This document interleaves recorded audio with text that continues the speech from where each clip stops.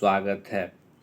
JMS 94 channel में आप सभी का स्वागत है। आज का टॉपिक है जीवन आनंद की यात्रा है। जीवन जो है एक आनंद रूपी यात्रा है। इसको कैसे यात्रा को सफल बनाना है ये आप पर निर्भर करता है। जिसे अपने भीतर की दिव्यता का बोध हो गया वह फिर इस संसार में एक ही प्रकार से विचरण कर सकता है। वह है आनंद की ओर। आनंद क्या है? मनुष्य की निर्विकार अवस्था, हर प्रकार की चिंता से परे, एक तत्व के संग। ऐसा तभी होता है जब हम पूर्णतः उस ईश्वर को समर्पण कर दें जिसके द्वारा हम परिचालित हैं। उसी के दिशा कदमों पर हम चलना सीखें तथा वही हमें प्रत्येक परिस्थिति में एक निष्ठ रखे। जब हम उसके अनुरूप जीवन यापन करते हैं तो स्वतः ही हमारे कष्ट पाप दूर हो जाते हैं तथा हमारा जीवन अपने आदर्श स्वरूप की प्राप्ति करता है। हमारे भीतर की दैवी प्रेरणा मुखरित होकर हमें सदा ऊर्ध्वमुखी विकास क्रम अपनाने हेतु बाध्य करती है। यही चमत्कार है।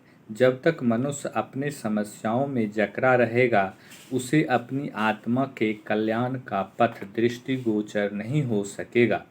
उसका जीवन उस प्रकाश के स्रोत से वंचित रह जाएगा जिसके लिए उसने जन्म लिया है।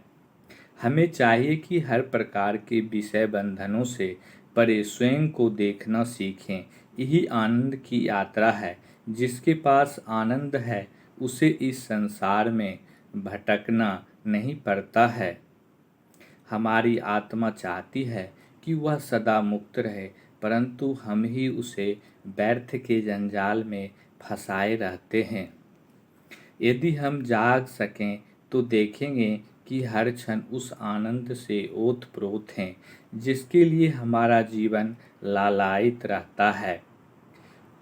हम उसे पहचान पाएं यह तभी संभव है जब हमारी आत्मा प्रकाशित होकर जीवन के अनुसंधान की दिशा में आगे बढ़े। इसके लिए सर्वप्रथम हमें अपने भीतर से सभी आसक्ति दोष मिटाने होते हैं तथा यह संकल्प ग्रहण करना होता है कि हम पूर्णतः आत्मावलंबी बनेंगे। जो कुछ भी इस आत्मा के विरुद्ध कार्य करे उसे त्यागने में हमें कठिनाई न हो तथा हम स्वयं में निश्चिंत अनुभव करें।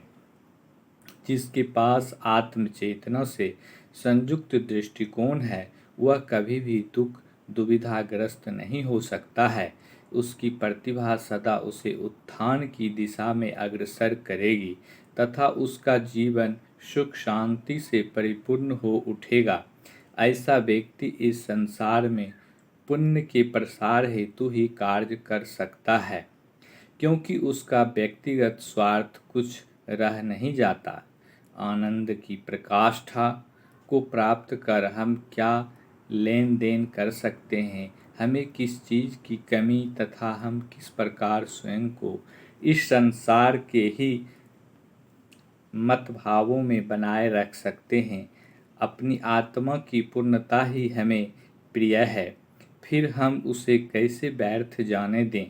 या तो यह संसार पर हम हावी हो जाए या हम इसकी नियंता बनाए जाए। यदि हम इससे ऊपर उठना सीख गए तो प्रत्येक अवस्था में हमारा मन शांत और विचलित एवं धैर्य से युक्त अनुभव करेगा।